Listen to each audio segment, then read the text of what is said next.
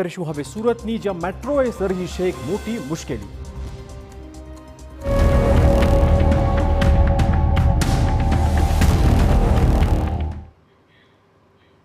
તો વાત સુરતની છે। સુરતમાં મેટ્રોની કામગીરીથી ઊભી થયેલી મુશ્કેલી વિશેની છે। છેલ્લા 19 મહિનાઓથી સુરતના વેપારીઓ મેટ્રોની ચાલતી ધીમી કામગીરીથી તોબા પોકારી રહ્યા છે। મેટ્રોની કામગીરી એક જ વર્ષમાં પૂર્ણ થઈ જશે તેવી ખાતરી આપ્યા બાદ હવે 19 મહિના બાદ પણ મેટ્રોની કામગીરી ચાલુ છે અને જેના કારણે વેપારીઓ હવે દિવાળી પહેલા મોટા આર્થિક સંકટમાં ફસાઈ ગયા છે।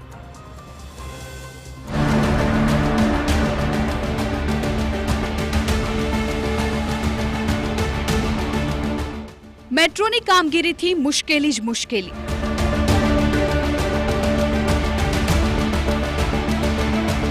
₹150 વેપારીઓ 19 મહિનાથી પરેશાન।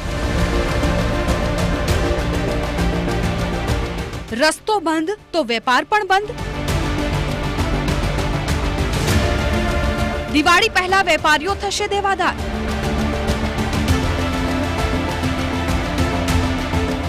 કોણ સાંભળશે વેપારીઓનો પોકાર? સુરતમાં હાલ છેલ્લા 2 વર્ષથી મેટ્રોની કામગીરી થઈ રહી છે। મેટ્રો જ્યારે બનશે ત્યારે બનશે, પરંતુ હાલ તો આ મેટ્રોની કામગીરીએ વેપારીઓને આર્થિક રીતે રોવડાવી મૂક્યા છે। એક બે નહીં, પરંતુ છેલ્લા 19 મહિનાઓ થઈ ગયા। સુરતના ભાગળમાં મેટ્રોની કામગીરીને કારણે દુકાનોની આગળ બેરિકેડ લગાવી દેવામાં આવ્યા, જેના કારણે વેપારીઓનો ધંધો પડી ભાંગ્યો છે। સુરત શહેરના અલગ અલગ વિસ્તારોની અંદર મેટ્રોની જે કામગીરી ચાલી રહી છે અને તેને લઈને સ્થાનિક જે દુકાનદારો છે તેમને જે મુશ્કેલીનો જે સામનો છે તે કરવો પડી રહ્યો છે, કારણ કે જે મેટ્રોની જે કામગીરીની અંદર દિન પ્રતિદિન જે વિલંબ થઈ રહ્યો છે, સમય જઈ રહ્યો છે અને તેના કારણે જે લોકોની જે દુકાનદાર છે તેમના રોજગાર ઉપર ભારે અસર થઈ રહી છે। અત્યારે જે રીતે જોઈ શકાય છે કે ભાગળ મેન રોડ ઉપર છે ત્યાં ઘણા મહિનાઓથી આજે મેટ્રોની કામગીરી ચાલી રહી છે અને બંને બાજુ જે દુકાનદારો છે તે મુશ્કેલીમાં મુકાય છે। અત્યારે જે દુકાનદારો છે તે બેનરો સાથે તે વિરોધ કરી રહ્યા છે અને માંગ કરી રહ્યા છે આ કામ છે જલ્દી પૂર્ણ કરવામાં આવે અને તેમને સમયસર જે વળતર આપવામાં આવે। અત્યાર સુધી વેપારીઓને થોડું વળતર મળતું હતું, જો કે હવે તો વળતર પણ બંધ થઈ ગયું છે, જેના કારણે દિવાળીના તહેવાર પહેલા જ વેપારીઓને આર્થિક ફટકો પડી શકે છે।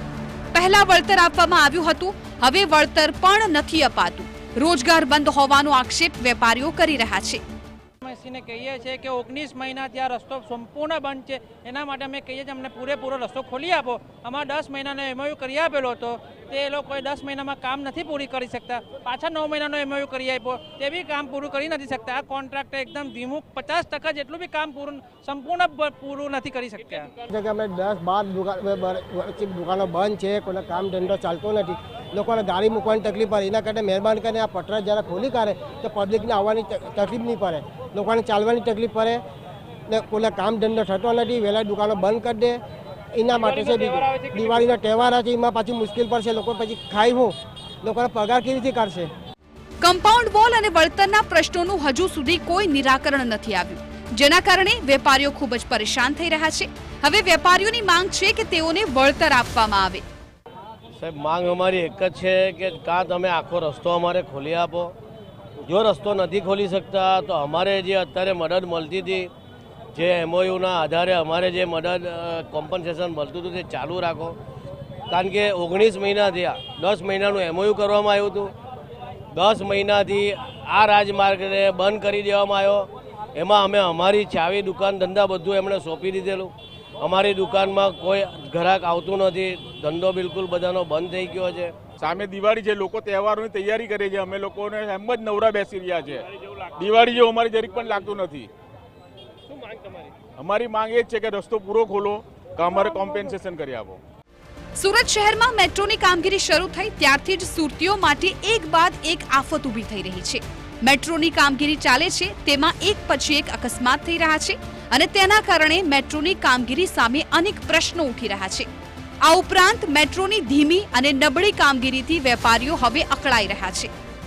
સાહેબ, અમારી તો એક જ માંગ છે, કાં તમે રસ્તો ખોલી આપો, કાં અમને યોગ્ય વળતર આપો, જેથી અમારા પરિવારો અને અમારી સાથે જોડાયેલા જેટલા બી વ્યક્તિઓ છે એના પરિવારો સારી રીતે જીવી શકે। હાલ દરેક વેપારીઓ એડજસ્ટમેન્ટ કરીને જીવી રહ્યા છે ને સામી દિવાળીએ લોકોને ધંધાની જરૂરત હોય, પણ અમારે અહીંયા કોઈ જાતનો ધંધો નથી, કોઈ ગ્રાહક આવતું નથી। લોકો દિવાળીની તૈયારીઓ કરે છે અને અમે શાંતિથી બેઠા છીએ ગ્રાહકની રાહ જોઈને। એક 150 વેપારીઓ છે, 150 વેપારીઓને નુકસાન થાય છે. અહીંયા અમારું ઘર ગુજરાન થતું નથી. અમારા માણસો છેલ્લા 30 વર્ષ જૂના છે, તેનો બી પગાર નીકળી શકતા નથી, એમનું ઘર પોષણ બી કરી શકતા નથી. સુરતના કોટ વિસ્તારમાંથી પસાર થતી મેટ્રો માટે મસ્કતી હોસ્પિટલ નજીક મેટ્રો સ્ટેશન બનાવવાની કામગીરી માર્ચ 2023માં શરૂ થઈ હતી. એ સાથે જ મસ્કતી હોસ્પિટલથી મહિધરપુરા પોસ્ટ ઓફિસ સુધીનો માર્ગ બંધ કરી દેવાતા આ વિસ્તારની દુકાનોનો વેપાર ધંધો ઠપ થઈ ગયો છે. હવે જો વેપારીઓને વળતર નહીં મળે તો દિવાળી પહેલા વેપારીઓની સ્થિતિ ખરાબ થઈ શકે છે. સુરતથી બળદેવ સુથાર સાથે બ્યુરો રિપોર્ટ TV9.